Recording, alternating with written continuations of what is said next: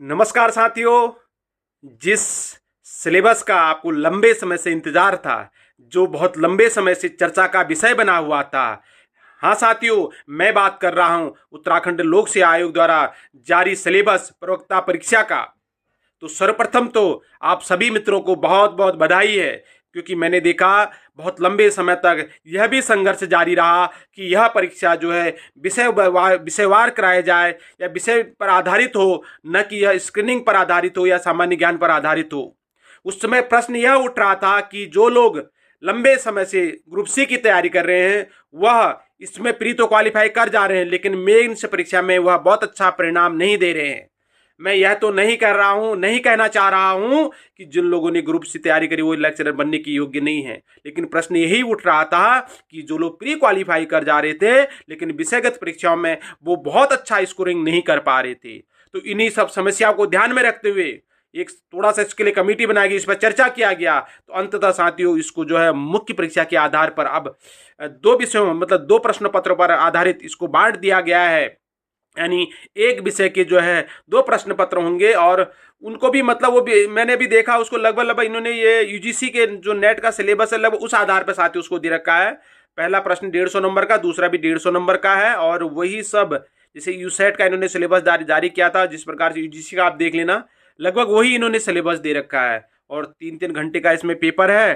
तो मैं अच्छा एक चीज जो महत्वपूर्ण मैं बताना चाह रहा हूँ, शायद मेरे को तो ध्यान में नहीं आ रहा है कि इसमें इन्होंने लेक्चरर कला का भी सिलेबस दिया हुआ है। अब पूर्व में क्योंकि अभी जहाँ तक जिन जिन जगहों पर मैं गया हूँ मैंने आज तक कोई कला लेक्चरर पद नहीं देखा। तो इसमें सिलेबस अगर दिया तो हो सकता है इस बार उसके लिए भी विज्ञप्ति जारी हो। पूर्व में भी अगर विज्ञप्तियां जारी हुई तो इस विषय में वास्तव में मेरे संज्ञान में नहीं कि मुझे ऐसा विदित है ही नहीं कि कला के लिए भी लेक्चरर में पद आते हैं करके। लेकिन इस बार अगर इन्होंने कला यानी ड्राइंग के लिए भी लेक्चरर पद दिया है तो इसका मतलब वो पद सर्जित होगा या वैसा कुछ जो भी है वो भी मैं देख रहा हूं।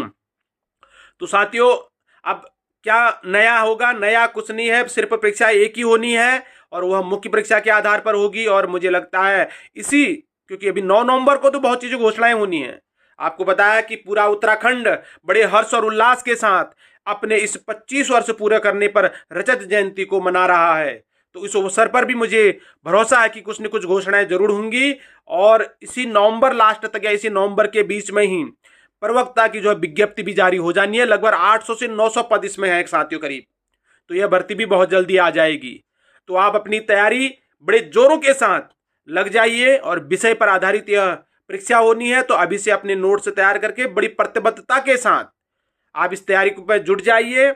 मैं जितने भी लोग मेरे बेरोजगार भाई बहन हैं जो लंबे समय से अपनी तैयारी कर रहे हैं और बीच में क्योंकि पूर्व में भी इसके फार्म भरे गए थे लेकिन वही मुख्य परीक्षा पर आधारित पर यानी कि टेक्निकल इशू के कारण वह भर्ती रद्द हो गई थी, तो पुनः इसकी विज्ञप्ति बहुत जल्दी जारी होनी है और आज सिलेबस ने जारी कर दिया है। तो मेरा सभी से निवेदन होगा कि जो भी लोग तैयारी कर रहे हैं, इतना लंबा अनुभव मुझे भी हो गया इस विषय का या इस क्षेत्र में, तो मैं आपको बताना चाहूंगा कि सबसे पहले आप अपना सिलेबस निकाल लीजिए और एक एक सिलेबस को एक एक पॉइंट को हाईलाइट कर लीजिए कि वास्तव में मुझे पढ़ना क्या है और उसी के आधार पर अपनी तैयारी बनाइए और अपने नोट्स अपने रिसोर्स उसके लिए उपलब्ध अभी से जो है आप उसके लिए जो इकट्ठा करना शुरू कर दीजिए।